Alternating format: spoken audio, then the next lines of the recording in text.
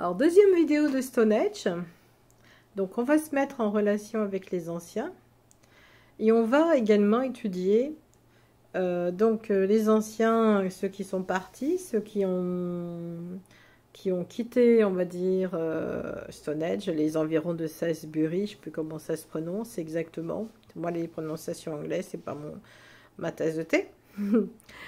Donc, on n'est pas encore en Angleterre à ce moment-là. Hein. N'oubliez pas que c'est chaque région a un nom, donc on est vraiment à une époque très très ancienne. On peut être 10 000 ans ou 15 000 ans en arrière au moment de la fabrication de Stone Age. Vous imaginez? Et les anciens vont produire de l'électricité, vont donner à manger, ils vont produire de la nourriture, ils vont produire beaucoup de choses. Beaucoup de, comment dirais-je, ils vont être très productifs, beaucoup plus que énormément productifs, vous imaginez. Et les anciens, nos amis, les anciens, que je les appellerai comme ça, Stone Age leur servait également de carte du ciel. Avec la carte du ciel galactique, ils pouvaient se repérer comme une carte. On ferait comme une carte pour pouvoir avoir certainement contact comme un téléphone, comme ce genre de choses. Et ceux qui vont être les descendants, on va dire, pas les descendants des anciens, mais on va dire ceux qui vont rester après les anciens, quand ils vont croire que les anciens étaient des dieux, et ils vont pas se servir de Stone Age, comme je vous ai dit dans la précédente vidéo, comme eux l'avaient fait. Eux avaient interdit. Il n'y avait pas de sacrifice à faire. Pour les anciens, c'était le sacrifice. Ils n'imaginaient même pas que quand ils allaient partir, que ceux-ci allaient être des sacrifices autour de Stone Age. Donc, ceux qui vont rester vont continuer pendant quelques temps à vivre pareil, à gérer pareil. Il y aura plusieurs ethnies, hein, on va dire, plusieurs civilisations jusqu'à aujourd'hui, hein, qui va passer à Stone Age. Alors, je vous passe ces détails des générations qui arrivent. Hein. Ceux qui croyaient, ceux qui priaient, il y a ceux qui prient d'abord. On n'est pas encore au sacrifice tout à fait. On n'est pas encore au moment des sacrifices. On est loin des sacrifices. On est, on va dire, on est très très loin des sacrifices hein, de Stone Age encore. On n'y est pas encore à ce moment-là. On est encore dans les habitudes de prier. Là, ils vont aller prier, ils vont aller se guérir, ils vont servir de Stone Age, comme on leur disait. Ils vont mettre leur petite maison tout à côté parce qu'il y a les énergies. Les anciens n'habitaient pas à côté, hein. Ils habitaient un peu plus loin. Mais eux vont venir y habiter. Ils vont prendre les ressources de Stone Age. Donc, les ressources de Stone Age, selon le temps qu'il fait, donc le soleil donne l'énergie. Si on détériore le lieu au fur et à mesure des siècles, Stone Age ne donnera plus d'électricité. Si vous enlevez un panneau solaire, ben vous n'avez plus de panneau. Ben là, c'est pareil. Au fur et à mesure, il y a des invasions, etc. Et les pierres bougent, on les bouge, on les fait, elles tombent par terre. Donc, certaines pierres viennent au fur et à mesure des siècles, hein, bien entendu, avant notre ère. Elles viennent à bouger, donc on ne peut plus être comme auparavant, comme ils avaient eu l'habitude. Alors, je vais reprendre mes notes de ce que je disais. Alors, voilà. Il y a plusieurs civilisations différentes qui vont se servir des pierres. Les créateurs, les anciens des pierres, non seulement s'en servaient pour avoir de l'électricité, non seulement s'en servaient pour guérir de moindres maux du corps physique, ils s'en servaient pour communiquer comme un téléphone avec ceux de l'extérieur de la galaxie. Les autres qui étaient restés certainement dans le cosmos sur leur planète. Ils étaient comme adorateurs du soleil, donc ils avaient besoin du soleil. Et comme je vous ai dit, ils s'en servaient pour alimenter les pierres. Pensez pas à aujourd'hui, ne pensez pas en tant que terrien, oh c'est pas possible, etc. Tout est possible. Et la terre, ils nourrissaient la terre au niveau des énergies, ils la nourrissaient pour que les cultures, chaque chose vivante, soit nourrie puissent avoir du chauffage, puissent être, on va dire, que chaque saison emmène un moment de paix et de joie. Tant qu'il y avait les anciens, nous sommes dans un temps, on va dire, agréable. Nous sommes dans un temps où les saisons sont pareilles. On n'a pas de froid, on n'a pas trop chaud. On pourrait dire que nous sommes dans l'âge d'or à ce moment-là. Voilà ce que je pourrais dire. Donc, il faisait des guérisons. On peut dire que c'était une guérison quantique, quelque part, avec les pierres. Comme je vous ai dit, les pierres sont enfoncées dans la terre profondément et l'emplacement est choisi en fonction des veines de la terre. Donc, c'est vraiment la géométrie sacrée.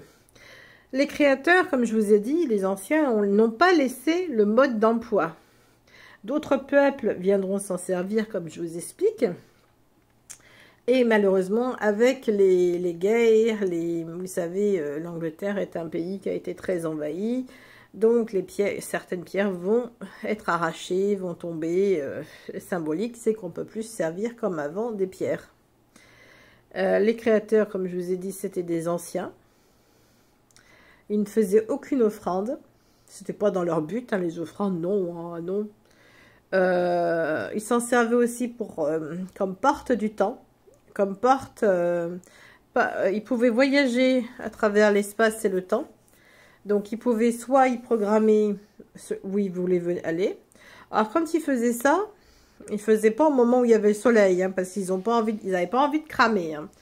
Ils le faisaient après que le soleil soit passé également, ou avant. Ils faisaient en sorte que le soleil soit à un tel embranchement, juste certainement au commencement, et eux passer de l'autre côté. C'est une porte. Donc, ils pouvaient soit voyager dans le temps, choisir une destination. Je pense que Jésus connaissait Stonehenge parfaitement. Et ils pouvaient voyager aussi, ou alors aller sur leur planète. Oui, vous allez me dire, c'est farfelu, c'est pas possible. Et c'est également un lieu d'ascension. Donc, on pouvait très bien faire l'ascension à Stonehenge. Si on faisait l'ascension, on ne retrouvait plus de corps ensuite. Hein. Et quand on voulait faire l'ascension à Stonehenge, on allait au moment où le soleil arrivait. Vous me direz, la personne va cramer. Pas forcément, tout dépend de la conscience qu'on y mettait pour faire cette ascension. Plus on était éveillé, et plus on pouvait faire l'ascension. Et quand les guerres, les peuples se sont affrontés, quand il y a eu, on va dire, des feux, on va dire des invasions, le lieu a cessé d'exister comme il était. Et puis un nouveau peuple est arrivé, et il s'en est servi. Il s'est dit, ces pierres comme ça, il ne savait pas du tout à quoi ça servait, il n'avait pas, comme on vous a dit, ils n'ont pas laissé le mode d'emploi. Ceux qui ont été, on va dire, envahis, savaient parfaitement comment il fallait s'en servir, mais s'ils sont plus là, eux non plus, on va penser à des dieux.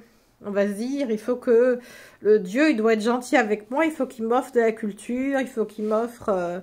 voilà, donc on pensait, on était redevenu un humain, je sais pas le mot, oui, on était redevenu des humains très précaires. On n'est plus à l'âge d'or, là. L'âge d'or, elle est finie, hein, avec les invasions. D'ailleurs, quand il y a des guerres, je vous ai déjà expliqué les différents âges.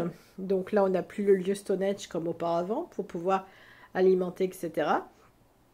Le lieu est quand même fort encore en énergie à ce moment-là. Donc, ça pousse. Mais ce que vous ne savez pas, c'est qu'ils vont faire des offrandes.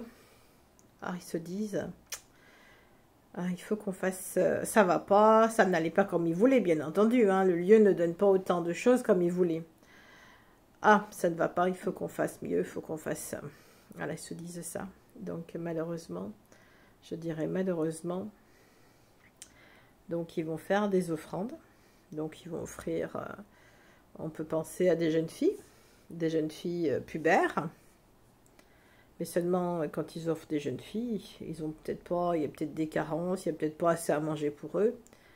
Donc, ceux qui sont, on va dire, il y a le chef du village, il y a certainement les notables. Et donc, les notables vont se... Bah, la jeune fille va donner sa vie. La famille sera respectée si de la jeune fille. La famille de la jeune fille qui va donner sa vie aura un bon job, une bonne situation, sera glorifiée. Alors, je ne sais pas à combien de fréquences ça se faisait. Je ne sais pas du tout à combien de fréquences, mais je peux vous dire que la jeune fille qui donnait sa vie, sa famille était glorifiée. Ça peut être toujours la même famille aussi qui donne sa fille, ses enfants. Pas forcément si c'est régulièrement. Si on est sur une échelle d'une fois par semaine, ça serait, je pense qu'au début, ça devait être une fois par an. Ou 2 fois par an. J'ai pas exactement la... Mais ça pouvait très bien être, on va dire, pour chaque trimestre. Par exemple, prenons, il y a 4 trimestres. Donc, il pouvait très bien dire, les dieux, une fois par an, ça suffit pas. Donc, 2 fois par an, ça suffit pas. Les dieux nous demandent 4 fois dans l'année. Donc, il fallait une jeune fille pubère. Et puis, à ce moment-là, des enfants, ils s'en faisaient en veux-tu, en voilà. Donc, qu'est-ce qui se passe? Donc, je vous dis, la famille était toujours bien vue quand elle donnait ses enfants. Donc, si la famille avait plusieurs bouches à nourrir, je suis désolée de parler comme ça, si les parents estimaient que, puis la jeune fille aussi, elle était préparée à donner sa vie, attention, ça se faisait pas comme ça. Donc, quand elle donnait sa vie, on l'a préparée, il y avait des servantes qui venaient la laver, qui venaient lui apprendre comment il fallait ça se passer. Donc, elle était pratiquement, on va dire, dans une robe blanche. On la mettait dans du blanc avec des petites sandalettes. On l'a nettoyée. On faisait en sorte qu'elle soit préparée. On lui expliquait comment elle devait se comporter. Et au moment où elle arrivait dans le centre de pierre, elle n'était pas attachée, elle était heureuse de le faire. Hein. Je peux vous dire que la croyance de l'époque, elle était heureuse de donner sa vie. Donc, elle allait donner sa vie. Et on la mettait, pratiquement, on l'a déshabillée. Hein. Alors, je suis en train de regarder les images qui me viennent. Est-ce qu'il n'y a pas une notion de viol? Je n'ai pas cette information par rapport à ça. Elle donnait juste sa vie. On n'était pas en train de la violer ou quoi que ce soit. Après, il y avait des réceptacles. Donc, on l'a placé, bien entendu, en fonction, qui cueillait le sang. Je sais, c'est dégueulasse. On lui cueillait le sang. Et ensuite, ce sang nourrissait les notables. Et ensuite, je vous laisse imaginer, c'est assez... et j'ai vu autre chose de pire. Et ensuite, elle était, on va dire... au lieu de l'enterrer, tant qu'à faire, autant la manger. Voilà. Il n'y avait pas assez à manger dans les champs, par exemple, au niveau de la protéine. Et ça, c'était les notables. Hein. C'était pas les pauvres qui avaient droit. Attention. Par contre, il y a une autre chose également. La période de la fécondation. Alors, je ne sais pas, il y a eu également 4 dans les sacrifices, 4 fois dans l'année. Puis après, ils se sont estimés qu'il n'y en avait pas assez, donc il en fallait plus. Mais bien entendu, il ne fallait pas décimer la population. Donc, il fallait une fille voilà. Et puis, il fallait également que la production des terres agricoles, tout ça, fonctionne bien. Donc, il savait très bien comment dire les choses. Il fallait une fille qui se sacrifie pour être, vous m'avez compris.